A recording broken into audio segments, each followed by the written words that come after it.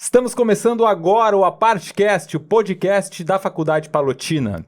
E hoje, aqui comigo, o professor Leonardo Sagrilo Santiago, colega de faculdade, e estamos recebendo aqui nada mais, nada menos de que Salo de Carvalho, o qual eu vou deixar a apresentação com o Leonardo, para que leia o currículo resumido, obviamente, do professor, porque senão a gente vai gastar todo o tempo do programa só lendo o currículo dele. Não, eu não vou ler, eu vou só comentar. Hoje, para nós, é uma alegria muito grande de contar com o Salo aqui. O Salo atualmente é professor da UERJ e da UFRJ, é advogado e também é cidadão santamariense. Bem-vindo, Salo. Cidadão santamariense. Faz quase um ano. Ano passado. O ano passado teve uma homenagem. É a primeira vez que tu vem em Santa Maria sendo já cidadão santamariense. Primeira vez, verdade. É verdade. Legal. Eu que agradeço a oportunidade. E aqui, na FAPAS, foi muito interessante que a gente conseguiu fazer um evento na transição da pandemia. Foi agora não vou me lembrar o ano. Acho que 2021, talvez. E foi interessante porque tava todo mundo meio com medo ainda. Exato. A gente fez lá no auditório. A gente fez com máscara, eu acho, boa parte do... Isso, e... Eu medi uma palestra e me lembro que o palestrante estava online. E com espaçamento grande entre com alguns alunos, poucos... Né? E a gente fez transmissão, inclusive o pessoal do escritório na época, era sócio do Davi ainda, tinha sede em São Paulo, e o pessoal do Rio também, então é um prazer não só voltar a Santa Maria, mas estar aqui na FAPAS de novo. Que bom, Salo, a gente agradece imensamente, a gente sabe da tua agenda corrida, né? A gente fica muito feliz, muito contente em ter aqui no nosso AparteCast um nome como o teu. Salo, vamos iniciar nossa conversa, então, de uma maneira... Eu acho que a gente tem que começar contando a tua trajetória. E aí, como é que sai um Salo que presta vestibular para psicologia, depois para direito, faz direito, e aí hoje é um dos maiores criminólogos do Brasil, se não o maior? Cara, assim, a minha vida ela é marcada pelo direito, né? Meu pai era juiz, né? E, inclusive, eu venho para Santa Maria exatamente por força do cargo do meu pai, né? E, assim, eu lembro meu primeiro emprego, né? Meu primeiro estágio foi quando eu tinha 13 anos, né? Nas férias que o pai me colocou para trabalhar no cartório, né? E eu lembro de fazer as cartas precatórias. Então eu tinha que preencher os livros, tudo à mão, logicamente, estou falando em 84, 85, 83. O pai era juiz em Guaporé, a gente veio de Guaporé para Santa Maria, preenchendo as cartas precatórias, endereço, e estampava com selo, ia no correio. Essa era a minha atividade. Meu primeiro emprego foi dentro de um cartório judicial. E eu sempre gostei muito de ler, e daí é aquilo que, como vocês sabem, como vocês têm, né, bibliotecas dentro de casa, então sempre aquilo me fascinou, aquele ambiente de escritório, aquele ambiente, sala de audiência que eu frequentava. Mas aqui em Santa Maria, quando eu termino, então, o segundo grau, eu estava 2 anos fazendo terapia. E eu gostava muito de fazer terapia, né? E aqui eu me envolvia muito com aquele diálogo, né? E não tinha faculdade de psicologia em Santa Maria. E naquela coisa de o que vai fazer da vida, eu fazia psicologia, né? Tava gostando da atividade terapêutica, tava gostando do processo terapêutico. Mas, inclusive, né, fiz o vestibular fora de Santa Maria, fiz em Porto Alegre, né, tive a aprovação na etapa do vestibular da URGS, mas daí, imediatamente, eu não cheguei nem a me matricular, né? Ainda tinha um prazo aberto de inscrição, e eu fiz o vestibular para Direito, estava aberto, na Unicinos ainda estava aberto, né? Já tinha fechado o vestibular da PUC e da URGS, por óbvio também, porque eu já tinha feito de Psicologia. E sou aprovado, e o meu pai, né, vendo o corpo docente, disse, olha, é uma faculdade interessante, tem professores bem interessantes, e eu fiz na Unicinos. E daí, numa época interessante do ponto de vista político, porque eu entro na faculdade em 1989, o ano da Constituição, né? Primeiro ano de vigência da Constituição. Então, eu lembro assim uma espécie de um clima de euforia nas aulas, porque assim, tudo estava para ser reescrito, né? Uma Constituição saindo do forno, assim, até quase uma espécie de excitação dos professores, né? E agora, né? Uma legislação, boa parte, forjada no período autoritário, e eu me vinculo muito fortemente ao meu professor de introdução, Antônio Carlos Nedel, introdução em filosofia, e começo a estudar para teoria geral do direito e filosofia, né? Tanto que quando eu termino a faculdade, o meu projeto de mestrado para a Federal de Santa Catarina, para a UFSC, que eu apresentei era na área da teoria geral do direito, era sobre lacunas no direito. Mas, em paralelo, eu tive um grande professor de penal, chamado Ney Faete de Souza, que foi promotor aqui em Santa Maria e professor da UFSM. Que tem o livro Nulidades da Sentença. Que tem a sentença criminal e suas nulidades. Sentença criminal e suas nulidades, isso. E ele foi meu professor de aplicação da pena. E assim, foi tão fascinante aquelas aulas, assim, que eu lembro, eu entreguei a prova final para o professor Ney e disse, professor, eu gostaria de fazer estágio no seu escritório. Eu disse, então, segunda-feira, aparece lá. E eu já conheci, inclusive, a família da família Faete, né, pelos vínculos com a família Agni e Hitzel aqui de Santa Maria, meus amigos até hoje, é um vínculo muito forte. E o filho, Ney Faete Júnior, que é um grande penalista, grande professor, comecei o estágio. E nessa entrevista foi interessante, porque ele disse, então tá, a gente tem vaga, começa, fosse muito bem na minha disciplina, só tem uma questão, sabes datilografar? E daí eu disse, não, professor, então tens 15 dias para fazer um curso de datilografia, e eu fiz curso de datilografia, 15 dias depois iniciei o estágio. Mas sempre com esse coração dividido entre a filosofia do direito, a filosofia. Durante a faculdade de direito, eu comecei a fazer a faculdade de filosofia também, não terminei. Mas daí já estava com aquela coisa com o direito penal e a aplicação da pena e a influência do Ney. E daí, quando eu começo o mestrado, por obra do destino, o professor Alessandro Barata estava fazendo um intercâmbio na Federal de Santa Catarina. Então, Mas você já conhecia? Conhecia de leitura. Então, assim, eu começo o mestrado em 1993, na Federal de Santa Catarina,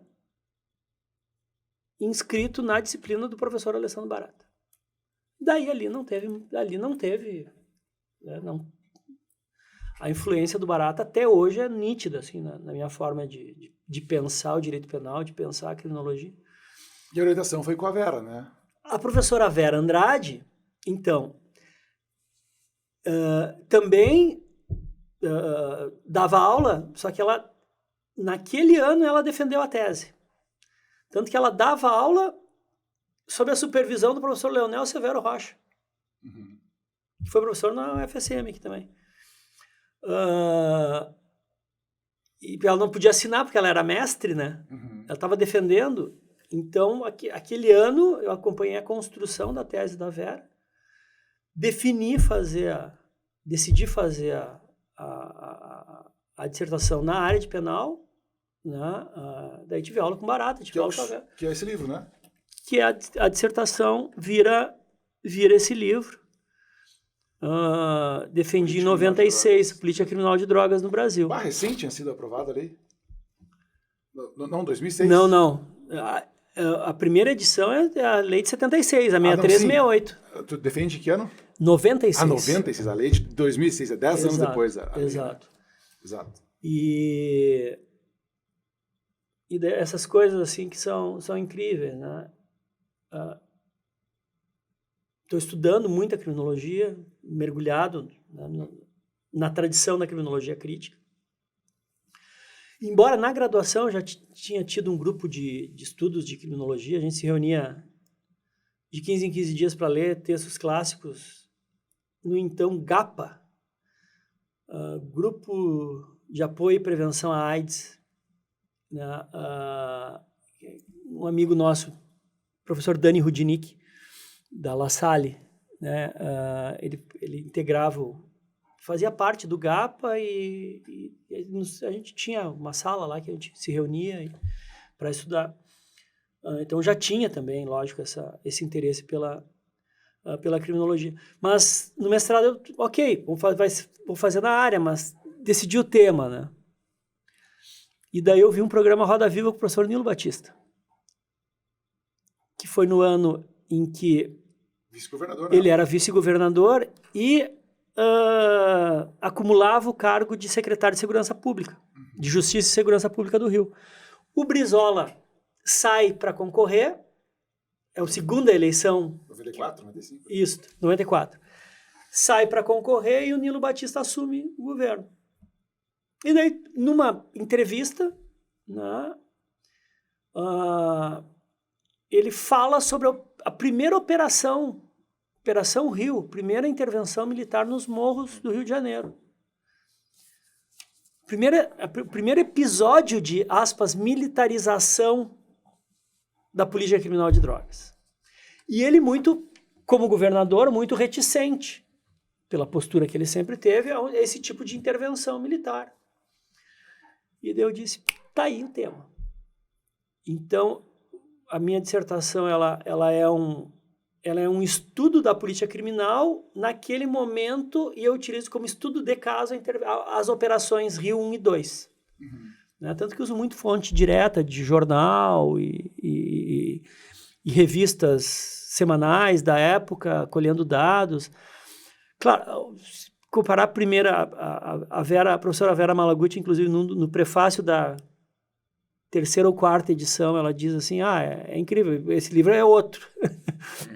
Eu poderia, inclusive, ter mudado, poderia ter outro título isso aqui, porque muda muito, né? Até porque veio a lei nova. E a lei nova já tem 20 anos, né? Já tem 20 anos, então é muito diferente o texto, né? Mas o contexto imprimiu essa mudança. A grande questão desse livro, Saulo, depois, obviamente, tu vai continuar narrando um pouco da tua trajetória, mas a grande questão desse livro não é a lei, apesar dela fazer uma análise dogmática, mas é a análise criminológica, né? Como nós herdamos uma postura dos movimentos neoconservadores da década de 80 ali, né? Sim, sim. Nos Estados Unidos, e como isso vem, portanto, na década de 90, e como isso depois ganha até mesmo uma roupagem de lei quando surge a 11.343 em 2006, ou seja, é a lei penal contra as drogas. Nós não temos outra ferramenta para trabalhar com esse... Eu acho que essa é a grande, pelo menos a minha percepção de como leitor. Não, tá certo. Assim, mas só assim, a parte metodológica, assim, né, do que virou, por exemplo, esse livro hoje, que inclusive está esgotado. Eu não pretendo fazer uma nova edição, ao menos por agora. Né?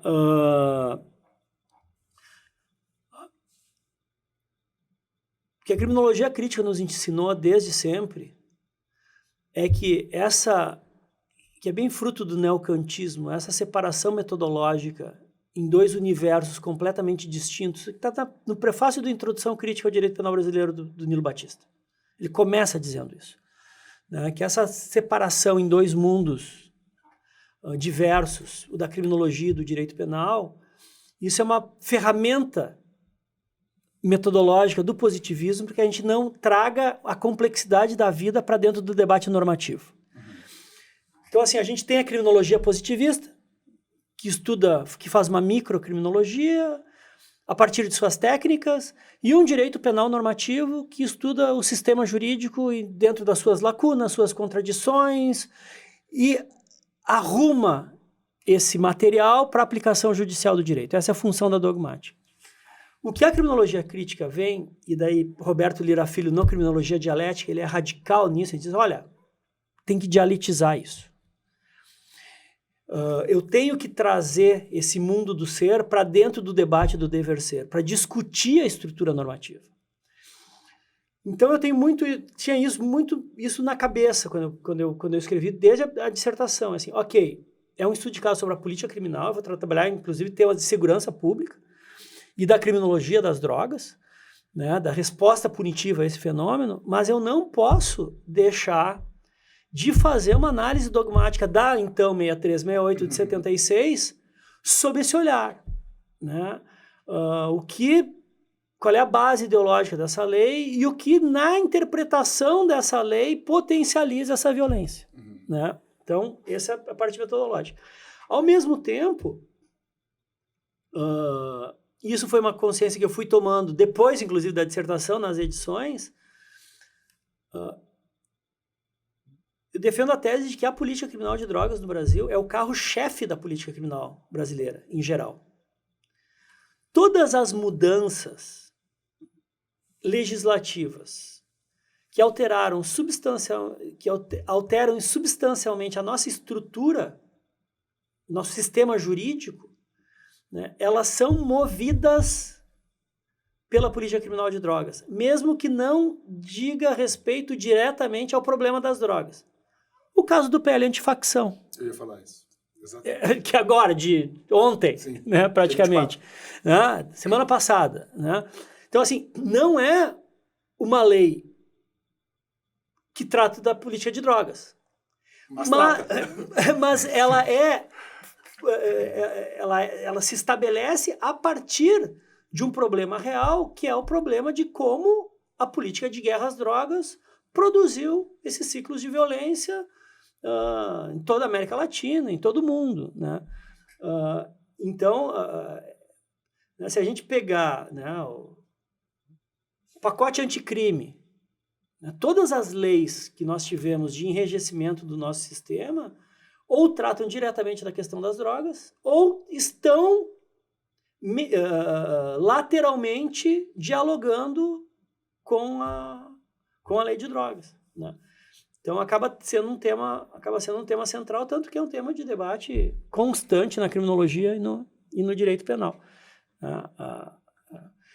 E os influxos normativos que nós tivemos de recepção das políticas conservadoras, né, movimentos de lei e ordem, tolerância zero, né, até mesmo das... Broken Windows. Exatamente. Também direito penal do inimigo, né, sempre vai ter, né, na figura, né, essa figura emblemática do traficante de drogas como a personificação desse inimigo a ser eliminado, de ser combatido, né, então é um assunto criminológico, mas que move a estrutura legislativa. Né? Então, e por isso que a criminologia crítica ela é tão importante, né? Porque ela permite confrontar esse dever ser normativo, essa estrutura normativa, com o que de realidade se estabelece na nossa sociedade. Né? Se a gente pegar, por exemplo, aquele caso da chacina que a gente viveu no Rio de Janeiro em outubro do ano passado, né? Que é uma chaga aberta ainda, né? A quantidade de mortos, né? A violência, a truculência. E isso diz respeito não só à política criminal, à criminologia, mas é um tema de direito penal, que a gente tem que tratar na interpretação da lei, porque é ali que está produzindo efeito. Certo. Saulo, só para nós voltar para a tua trajetória, Como é que surge a ideia de vou publicar, porque na época, hoje em dia nós falarmos sobre política de drogas e analisarmos os trabalhos que já foram feitos sobre isso, tudo bem. Seria um tema que já... Mas na época eu acho que é um livro meio que, pelo menos o que eu percebo, é um pontapé inicial de tantos outros trabalhos que vieram a falar sobre política de drogas. Como é que vem a ideia de... Porque até então tu é um mestrando que está fazendo uma análise de uma lei já... que tu percebe que existe vários braços do Estado, como a questão no Rio e etc. Mas como é que surge? Eu vou publicar esse livro, ou tu não publicou ainda e foi fazer o doutorado e depois resolve publicar? Não, quando é que surge o Salo Escritor? Essa é a grande...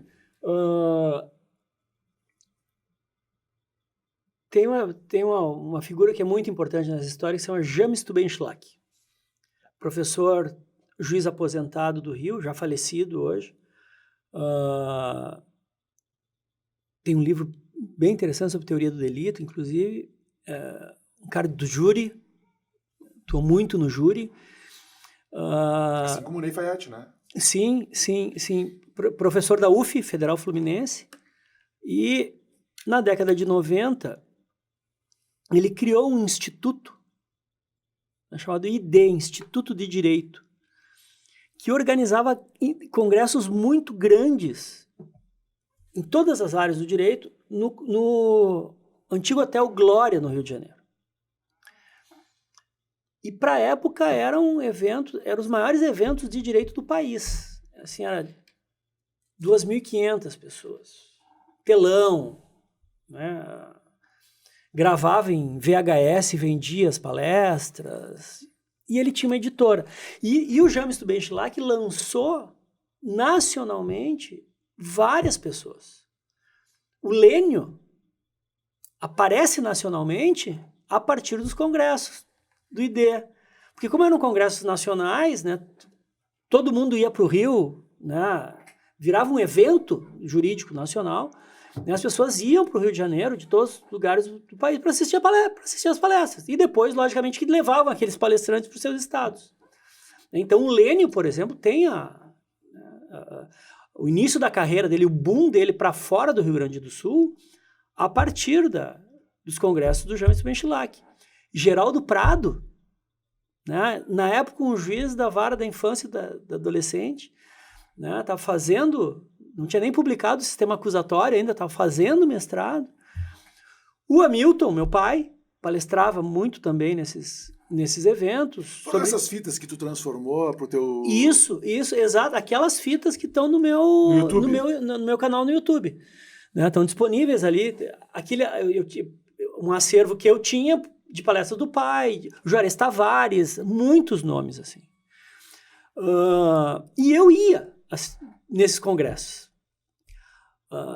E, logicamente, tinha um acesso privilegiado ao James por força do meu pai, né? Então, o James me conhecia, sabia o que eu estava trabalhando, era interessado em criminologia, né? Porque ele era um professor de direito penal, e ele montou uma editora na época, chamada Lua, Editora Lua, que é o nome do neto dele, inclusive, o nome do netinho dele. E o James, na época, já tinha publicado De Crimes, Penas e Fantasias, da Maria Lúcia Caram. Alguns capítulos, os mais importantes desde o meu ponto de vista, sobre política criminal de drogas. A Maria Lúcia Caram foi uma das primeiras pessoas que defendeu a descriminalização das drogas no Brasil. Né? Inclusive, eu cito ela muito na minha dissertação. E publicou, traduzido pela Maria Lúcia Caram, Penas Perdidas, do Luke Hulsmann. Então, assim, o interesse do James não era só por direito penal, era por criminologia crítica e por abolicionismo penal. E eu defendi a minha dissertação e ele pediu para ler a minha dissertação. Curioso, né? E eu levei num dos congressos, eu mandei por correio para ele a minha dissertação. E a iniciativa foi dele. Ele disse, eu quero publicar como livro a tua dissertação de mestrado. Isso ali logo depois que tu já tinha defendido. A primeira edição é de 96. Então, um ano. Eu defendi em 95. Uhum. Acho que foi em 95 que eu defendi, ou 96, e a primeira edição em 97, foi um ano depois. Porque assim, eu defendi E daí, a partir do livro, o Nilo Batista disse que eu furei a fila ou a Vera. Agora não. Mas, enfim, se não é o Nilo, é o Nilo repetindo a Vera Malaguti. Que eu furei a fila na linha sucessória do direito penal brasileiro, né? Porque eu comecei muito cedo. Né? E realmente, por força do James, porque daí ele leu o livro, gostou do livro, tinha uma inspiração toda de identidade político-criminal com a dele. Ele publica o livro e daí imediatamente, inclusive uma questão de marketing, né? Os eventos dele, a editora dele, ele me convida para palestrar. Então eu começo a palestrar nos eventos do Hotel Glória também, nos eventos do ID. E daí, assim, esses eventos foram até o início dos anos 2000, então foi quase 10 anos assim, de eventos constantes. E daí ele fazia eventos em Vitória, fez eventos em Porto Alegre, fez eventos em Gramado, né? E sempre com uma mega estrutura e sempre vendendo muito livro, vendendo palestra, vendendo VHS. Ele tinha um tino para o negócio impressionante, assim, ele era um cara muito hábil, assim, em termos de negócio mesmo, de business, né? Se ele tivesse vivo, ele provavelmente teria uma empresa nacional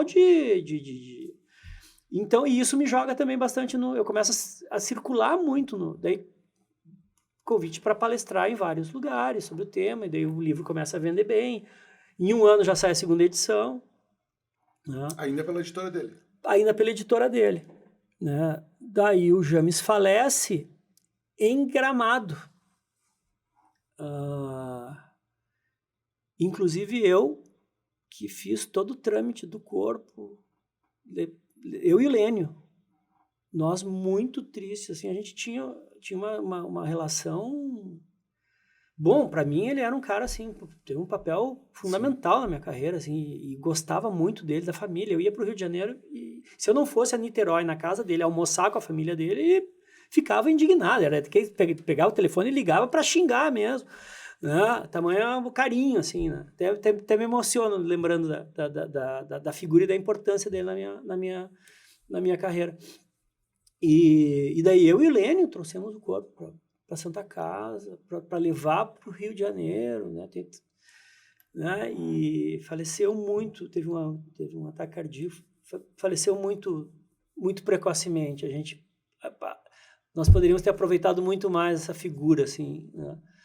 E daí foi isso, né? E daí, logicamente, que o livro tinha assim, não foi um dos primeiros trabalhos, assim, ou talvez tenha sido, né? Mas já tinha material.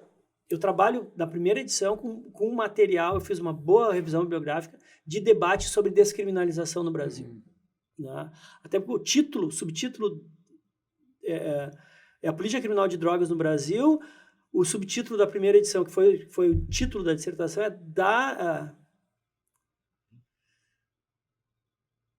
não me lembro, mas terminava assim, era alguma coisa, as razões da descriminalização. Né?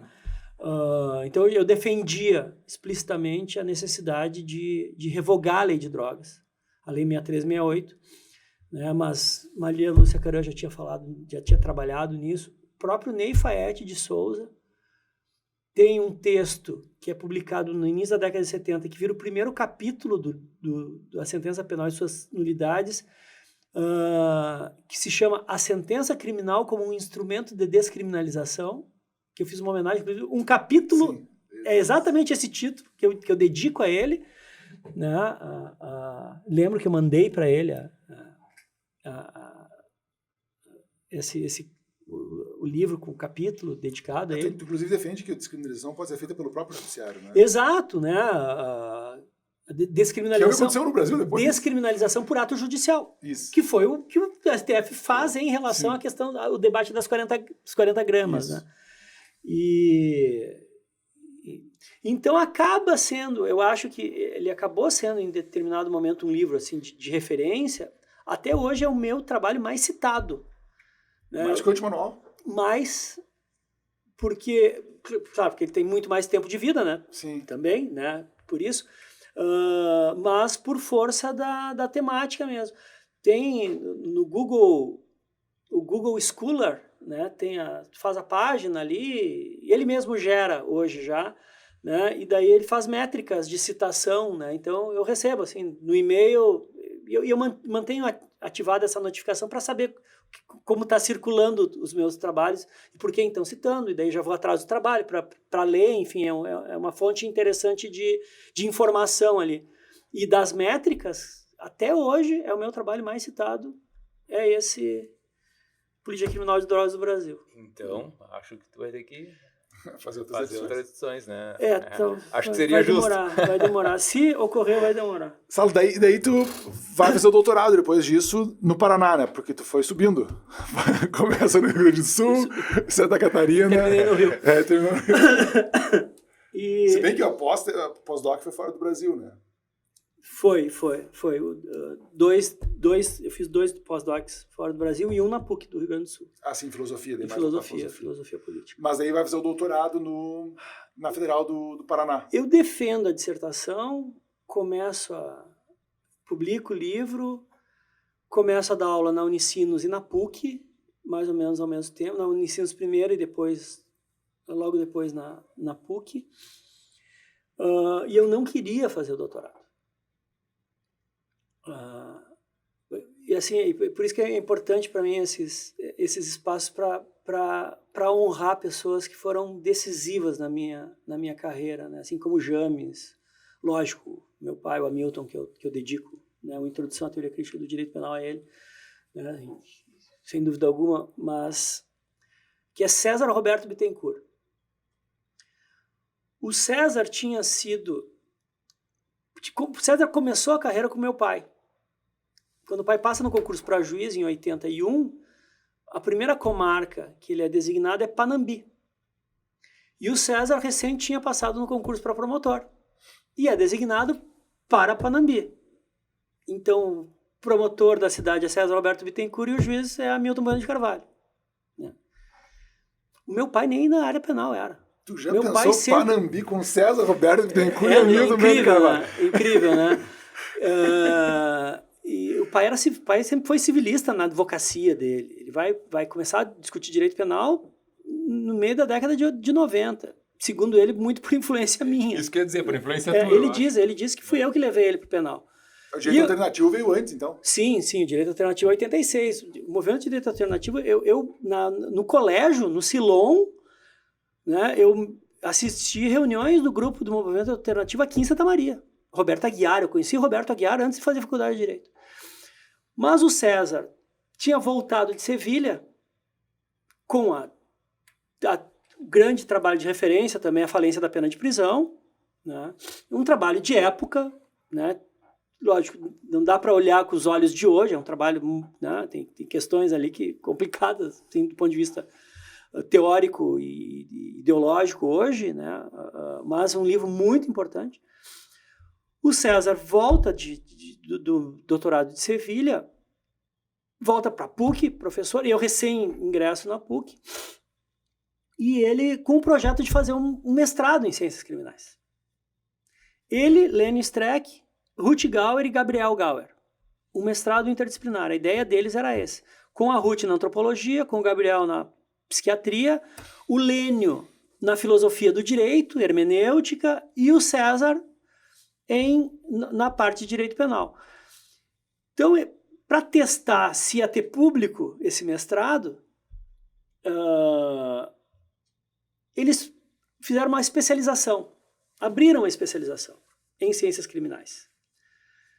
Essa especialização quem vai fazer é Fábio Roberto Dávila, Rodrigo Moraes de Oliveira, Jader Marques, Felipe Cardoso Moreira de Oliveira, Ney Fayette foi fazer o mestrado,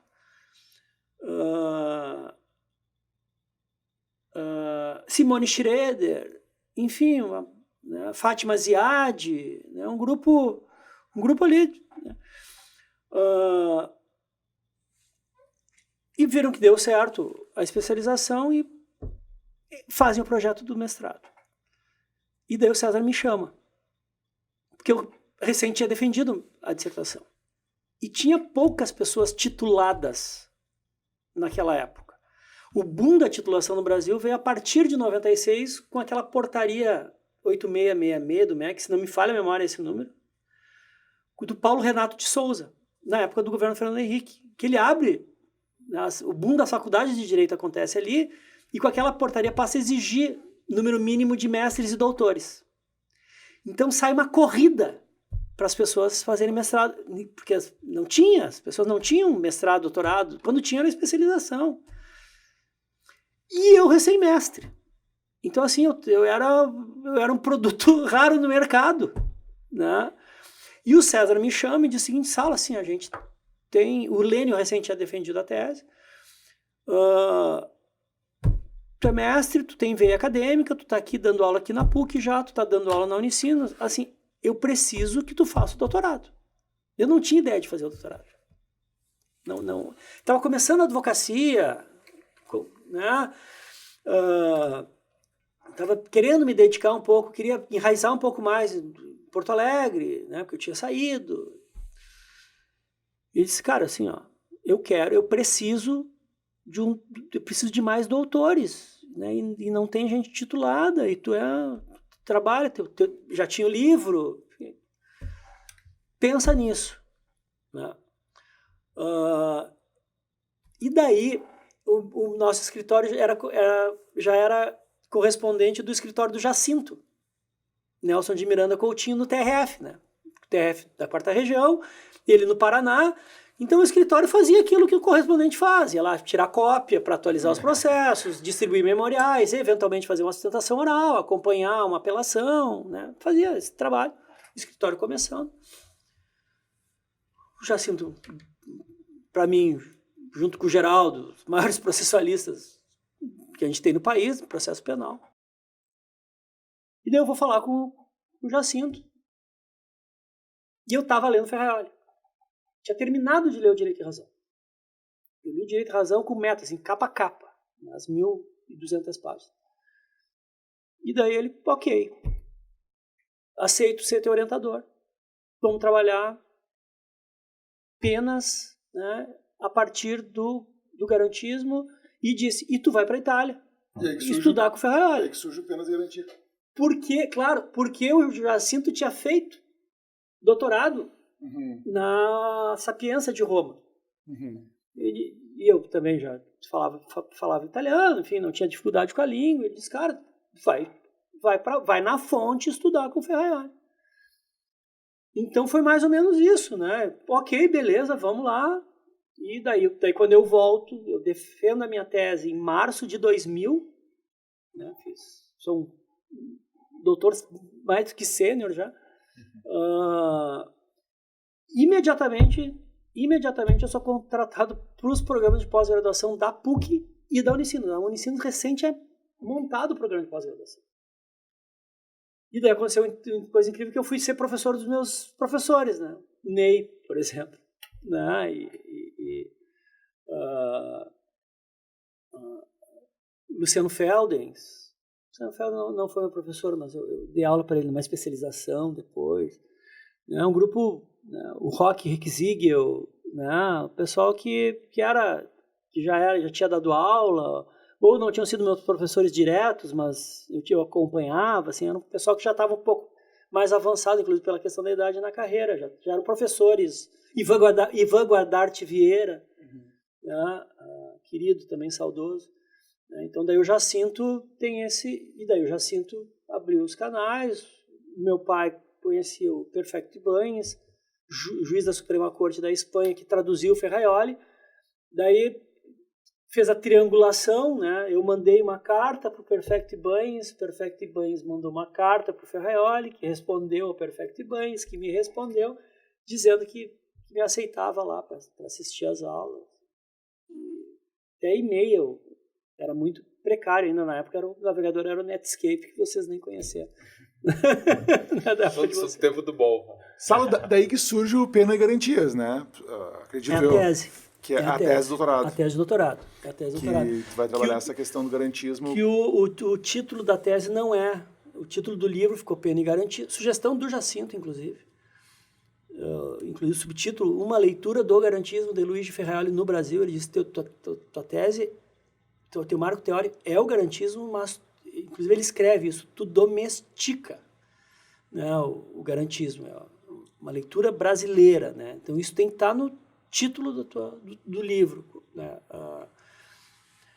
Eu acho que é Sistema Carcerário e Garantismo, o título da tese, né? Daí tem toda a parte da construção do pensamento garantista na primeira fase e depois a parte de execução penal, né? Daí é a mesma metodologia, né? A partir dos dados empíricos de criminalização e prisionalização, eu passo para a análise normativa da lei de execução penal, né? Ali pensando sempre 2 eixos, né? Daí o que eu trabalho é da inquisitorialidade do processo de execução penal, que desde o meu ponto de vista, lá na tese, e eu acho que ainda é possível dizer, os direitos ficam condicionados a 2 modelos que são administrativos. 2 modelos de controle, um da identidade do preso, que são os laudos criminológicos, e o outro do comportamento do preso, que são os processos de administração, as faltas graves, os processos PADs, né? Então, a tese que eu desenvolvo ali é que 2 procedimentos administrativos condicionam a decisão judicial. Né? Então, gerando né? E daí o que é interessante, daí, uma das coisas que eu tento trabalhar é assim, o nosso processo penal, que se diz misto, né? Na realidade ele inicia inquisitório, no inquérito, e termina inquisitório na execução. Sendo que nem no processo de conhecimento ele é totalmente acusatório, porque daí a questão da gestão da prova do juiz, enfim, né? O que eu defendo ali em termos de macro de processo penal é de que o nosso sistema ele é inquisitório, né, com alguns traços acusatórios, né, mas que não diminuem essa carga, né, e os 2 momentos decisivos, né, a prova inicial no inquérito e depois o cumprimento da pena, a execução. Saulo, e quando é que surge... Desculpa, Roger, estou me metendo aqui. Mas quando é que surge daí o pensamento de escrever um antimanual de criminologia? Porque até agora tu fez publicações, tu faz publicações a partir dos teus estudos, tanto de mestrado como doutorado. Sim, são frutos da... O antimanual, ele é fruto de um pós-doc ou não? Ele é fruto de uma... O antimanual se eu começo dando aula no PPG da PUC e da Unicinos, como o PPG da PUC era em Ciências Criminais, e o da Unicinos é ainda, né, em Direito, né, então, assim, eu não tinha muitos orientandos, eu não conseguia formar um grupo de pesquisa forte, e daí eu comecei a fazer um mestrado em Filosofia, na PUC, por influência do Tim, um mestrado. Eu sou um filósofo, o maior frustrado em filosofia sou eu, porque eu comecei uma graduação e não terminei.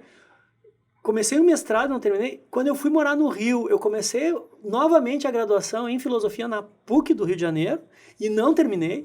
Né? Então, eu tenho um problema, assim, né? Tem que levar para análise nessa minha questão com a filosofia. Mas daí eu estou produzindo muito ali, interdisciplinarmente, com o Tim, na filosofia, discutindo muito com ele, trabalhando muito direito penal também, né, algumas coisas de teoria do delito, sempre sob um olhar criminológico e filosófico, e começa a publicar uma série de textos. Né, e daí, em um determinado momento, eu vi que os textos tinham um fio condutor. Né? E daí eu reuni aqueles textos, deixei alguns de fora, retrabalhei esses textos e daí saiu o antimanual, né? Que ele começa com uma crise, com uma crítica ao ensino do direito penal e do processo penal e da criminologia no Brasil. Depois ele tem uma crítica à criminologia, uma crítica ao direito penal, uma crítica ao processo penal, uma crítica à política criminal, na primeira parte, e fecha com uma tentativa de reconstrução de um modelo integrado de direito penal, processo penal e criminologia, contra aquele neocantismo inicial que eu falei, e aqui incluindo a importância do processo penal. Assim, não dá para deixar o processo penal desgarrado das ciências criminais. Eu tenho que pensar de forma conjunta, né? E daí a segunda parte, daí são ensaios, que daí é direito penal e literatura, direito penal e mídia, né? Direito penal e psicanálise, né? Direito penal e filosofia, daí é uma segunda parte, uma espécie de parte especial transdisciplinar, né? E o título veio de uma brincadeira, assim. Eu lembro, eu estava corrigindo os originais, eu e meu amigo Alexandre Wunderlich, uma época que o escritório estava muito... E a gente ia muito para São Paulo, a gente sempre teve bastante clientes de fora, assim. E eu me lembro, nós estávamos voltando de uma reunião com um cliente de São Paulo, no voo, eu tenho que imprimir sempre para ler, né? Então eu imprimi, né, todos os textos, estava fazendo a última revisão, o Alexandre nem sabia, e ele estava atrás, assim, daí ele veio, foi no banheiro e passou por mim e disse, o que tá corrigindo aí, já vai publicar alguma coisa nova? Eu falei, sim, tô vendo, e aí, sobre o que é? Daí eu expliquei, e aí o título? Eu falei, sei lá, né? Eu sei que não é um manual de criminologia. Ele perguntou, é um manual de criminologia? Eu falei, não, que eu sei que não é um manual de... E ficou aquele não manual, e daí virou antimanual. Tem um livro do Onfray, que é o Antimanual de Filosofia, inclusive que eu menciono, né? Daí... Eu pergunto isso, Saulo, porque quando eu comecei a estudar um pouco as coisas que tu publicava, e isso já faz mais de 15 anos, tu tinha um antiblog de criminologia. É que daí o anti, daí eu adotei, né? Sim, aí tinha um marca registrada. Né? Aí nesse antiblog tinha vários textos, mas também tinham vídeos, tinham pensamentos. Cara, aquilo lá era uma fase maravilhosa da internet. Não é essa poluição, esse lixo, né, que a gente tem hoje em termos de notícia falsa e conteúdo, né? Era uma época de ouro, assim, dos blogs, né? Então os professores tinham blogs, né, que eram revistas com curadoria ali, né, eletrônicas. Então, assim, eu publiquei textos, eu publiquei postagens que viraram livros. Depois, por exemplo... Como não escrever... É o que eu ia dizer, o Como Não Escrever, um trabalho de graduação. Um TCC, ele nasceu de uma série de postagens no antiblog de dicas de orientação aos meus orientandos, aos meus alunos. Que é um baita livro, né, cara? É um livro assim que tu consegue entender como não se faz o trabalho de graduação. Aquele ali também precisa de uma reescrita, enfim, e também está esgotada a edição. Saulo, e é nessa época que surge o Criminologia Cultural e Rock. Sim. Que vem da ideia de fazer, portanto, uma análise da criminologia cultural de algumas bandas, que assim tu escreve com outros colegas, Moisés, né? Acho que... É que tem o livro e tinha a gente fez um programa, né, no YouTube. A gente tinha um programa no YouTube. Sim, aí no YouTube que eu vi no Antiblog, mas depois saiu o livro. Sim. Que tem os Beatles na frente. Não, é metade o Tom York do Radiohead, e metade o John Lennon. Isso. Né, segurando uma banana, que é a banana do Velvet Underground. Da capa do Velvet Underground. É uma capa linda. Sim, é muito uma obra de arte, a capa da primeira edição. É um artista, assim, um ex-aluno meu da URGS, né, o autor da capa. Mas daí o primeiro pós-doc que eu fiz foi em Barcelona, e na biblioteca da Helena Lahauri, revisando o European Journal of Criminology, a revista europeia de criminologia, eu comecei a ver que tinha alguns textos sobre criminologia cultural. Eu disse, opa, o que é isso, né? Li os primeiros artigos e disse, putz, isso aqui é muito legal. Eu quero estudar isso. E daí, obsessivamente, eu li tudo que tinha disponível na época, só material em inglês, né? Os autores, né? O Ferrell e o Hayward, o inglês, o Ferrell, um norte-americano. Não tinham ainda publicado Criminologia Cultural com o Jock Young, né? Era uma criminologia que dialogava muito com a minha matriz, uma matriz um pouco pós-moderna, crítica do antimanual. E daí eu comecei a trabalhar aqueles textos no mestrado da PUC. O Moisés tinha sido meu aluno, o Felipe muito amigo, e daí a gente começou a discutir essas relações do pensamento criminológico, da crítica criminológica com as mídias, né? Com o cinema, com a literatura. E nós ali, todos roqueiros, né, desde sempre, eu, um ex-hold da banda Fuga aqui de Santa Maria, né, vi nascer a banda Fuga, né, eu era hold da Thanos, que é a banda uma das bandas que originou a banda Fuga, meus amigos até hoje, pessoal da banda, sempre muito envolvido com rock. Então, a gente começou, bom, né, o que tem de discurso criminológico, o que tem de discurso político, de crítica à violência no rock, né? Daí a gente fez esse programa no YouTube, teve umas 4, 5 edições, não está mais disponível, não sei o que aconteceu. Era num estúdio, né, que você gravava? Sim, era o estúdio que eu tocava com a minha banda, né? Era um estúdio com bateria, enfim, a gente adaptava, né? E daí saiu, daí do livro, o Moisés tinha sido professor substituto na URGS e tinha oferecido uma disciplina sobre criminologia e rock. Daí o Moisés veio pro programa, daí a gente fez o programa, daí, vamos fazer o livro e a gente lançou o livro aqui em Santa Maria. Eu fui. Quando tu foi meu aluno. Não, foi antes. Foi antes de ser meu aluno? Foi antes, eu acho que foi 2010 que vocês lançaram aqui em Santa Maria. 2011, pô. Acho que eu tô com 2011, acho que com uma grande dedicatória que tem no livro, acho que foi uma grande festa na boate do DCE depois. Não, foi antes, porque eu fui teu aluno depois em 2014, que foi na tua transição entre isso foi Porto antes. Alegre e Rio de Janeiro. Sim.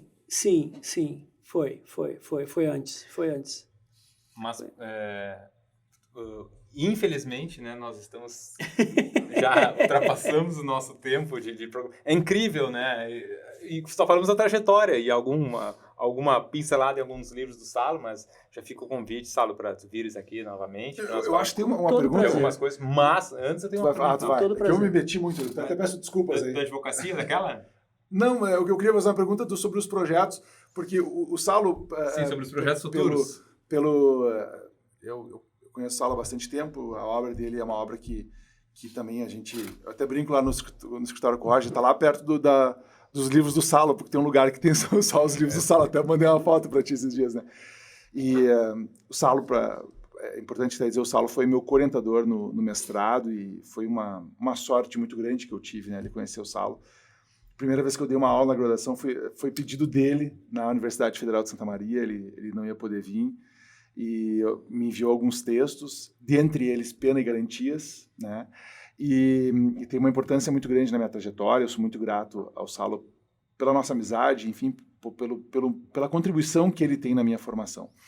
Então, acho que uma pergunta que a gente tem que ter é quais são os projetos, porque eu quero aumentar a minha prateleira de livros lá do eu acho Salo, que né? até a formação, né, não só tua, eu acho que a minha, enfim, de todos os alunos que já passaram pela minha mão aqui na Faculdade Palotina, porque o teu livro Penas e Medidas de Segurança eu utilizei muito durante a cadeira de Direito Penal 2, que é a cadeira das penas, né, que trata das penas aqui na faculdade. Então, é o livro que eu recomendo. Então, a gente sempre tem que agradecer, né, o Salo por ter escrito, por ter possibilitado que a gente possa fazer a leitura do trabalho dele. Mas, enfim, respondendo teus novos projetos aí. Nesse momento, eu não posso divulgar, né,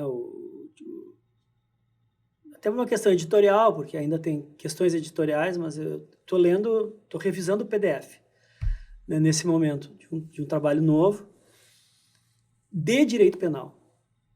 Né? Não só na parte de penas, mas teoria da lei penal, teoria do delito. Né? Então, isso é engraçado. Saiu uma publicação sobre criminólogos brasileiros, e que daí eu fui um dos biografados, achei. Né? Até brinquei com o Daniel Achute, que escreveu, falei, cara, eu sou muito novo para... Né? Espera morrer para escrever uma biografia para ver se vale a pena. Né? Posso estragar ainda muito a minha carreira. Né? Mas assim, o Daniel Achute fez um levantamento de todas as minhas publicações. E o que ele disse, e corresponde um pouco com a realidade, né? Eu sou um cara muito conhecido pela criminologia, mas eu tenho tanta publicação em direito penal, em dogmática penal, quanto em criminologia. Isso ele nem eu sabia, ele me mostrou estatisticamente. Né? Por exemplo, trabalho sobre dolo eventual, que inclusive eu vou deixar o livro aqui, né, para a biblioteca. Esse livro, que é de penas, que é a aplicação da pena, um tema duro de dogmática. Né? Será que não é porque o antimanual foi um... eu acho que teve, eu acho que ele, né, teve um bom apelo comercial. Né? Eu escrevi, né, eu fui um dos autores dos comentários ao Código Penal, organizado pelo Miguel Reale Júnior. Então, a parte da aplicação da lei penal, né, concurso de pessoas, eu escrevo. Então, agora vem um trabalho mais sistematizado, que não é que eu escrevo com outros autores, né, mas em direito penal. E espero que até o fim do mês já tenha notícia da publicação da primeira parte desse trabalho. Na próxima vinda para Santa Maria, com certeza vamos... A minha ideia, inclusive, é só vocês me convidarem fazer um lançamento aqui. Já está convidado. Em Santa Maria, porque eu acho que merece. Está convidado, nosso auditório está te esperando para a gente fazer um evento, uma aula aberta, para falarmos desse livro e fazer o lançamento aqui, com certeza. Salo, te agradeço muito. Meus queridos, eu que agradeço. E agradeço, sobretudo, para poder falar dessas pessoas, né? Falar da minha trajetória não é falar da minha trajetória, é falar dessas pessoas que foram decisivas, né? Junto com César, James, Ney Fayette, Alessandro Barata, Vera Andrade, minha eterna orientadora, Vera Malaguti Batista, Nilo Batista, são pessoas assim que eu devo, o Máximo Pavarini, o próprio Ricardo Tim de Souza, que não é do direito, mas Nedel, né? Esses professores, essas professoras que me abriram as portas e seria impossível, né, não tê-los, né? Tanto que eu, né, sempre agradeço nas minhas publicações, desde o meu orientador de graduação do TCC, o Nedel, até os orientadores do pós-doc, porque, né, são pessoas que foram decisivas, né, na minha carreira, e falar, né, da minha trajetória aqui com vocês é poder mencionar esses nomes que são tão importantes. Que legal, com certeza é um orgulho grande deles também, tu citá-los dessa forma, eles terem contribuído contigo. Obrigado, Leonardo. A você que nos ouviu, nos viu, este é o Apartcast, o podcast conectado à Faculdade Palotina. Siga nossas redes sociais, no YouTube da Faculdade Palotina e no Spotify e também no Instagram, @Apartcast. Até mais, muito obrigado.